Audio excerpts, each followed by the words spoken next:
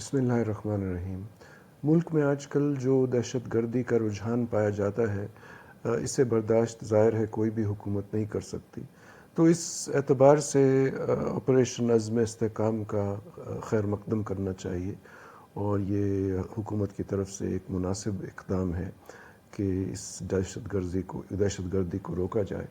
لیکن اس کے علاوہ میرے خیال میں یہ بھی یاد رکھنا چاہیے کہ جو دہشت گردی کے بنیادی اسباب ہیں ان کی طرف بھی نظر ہونی چاہیے حکومت کی، اور اس پہ ایک قسم کا انالیسس ہونا چاہیے، تجزیہ ہونا چاہیے کہ یہ دہشت گردی کیوں ہو رہی ہے، آخر کار لوگ کیوں اپنی جانیں ضائع کر رہے ہیں اور اوروں کی جانیں لے رہے ہیں،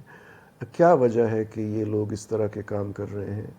اور اس جو بنیادی وجوہات ہیں دہشت گردی کی ان کی طرف نظر ڈالی جائے کہ کیا حکومت کو یہ اپنے سے سوال کرنا چاہیے کہ کیا ان لوگوں پہ جو دہشت گردی کر رہے ہیں کیا ان کو انصاف نہیں مل رہا، کیا ان کی کیا شکایتیں ہیں، کیا مسئلے ہیں جو ان کو دہشت گردی پہ اکسا رہے ہیں، کیا باہر کا کوئی اثر ہے، کیا یہ لوگ خریدے جا رہے ہیں، کیا ان کے پاس جو بنیادی ضروریات ہیں زندگی کی وہ نہیں ہیں، بجلی، پانی، گھر، نوکریاں۔ یہ جو بنیادی معاملے ہیں ان کی طرف بھی دیکھنا پڑتا ہے، اور ٹھیک ہے ایک طرف سے اس معاملے کو دہشت گردی کا مقابلہ کرنا ضروری ہے، لیکن مقابلے کے ساتھ ساتھ یہ سمجھنا ہے کہ یہ دہشت گردی کیوں ہو رہی ہے، کیا ہم اس دہشت گردی کو اپنی جو اس کی بنیادی وجوہات ہیں، جو اس کی جڑیں ہیں، کیا ہم ان جڑوں تک اگر پہنچ جائیں اور اس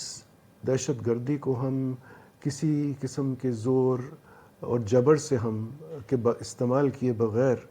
اگر ہم اس دہشت گردی کو روک لیں تو یہ سب سے مناسب حل ہوگا۔ لیکن ظاہر ہے حکومت جو ہے وہ ایک اس معاملے میں خاموش شاہد بیٹھی نہیں رہ سکتی، اور جو کام کرنا ہے وہ ضروری ہے، حکومت کی ذمہ داری ہے کہ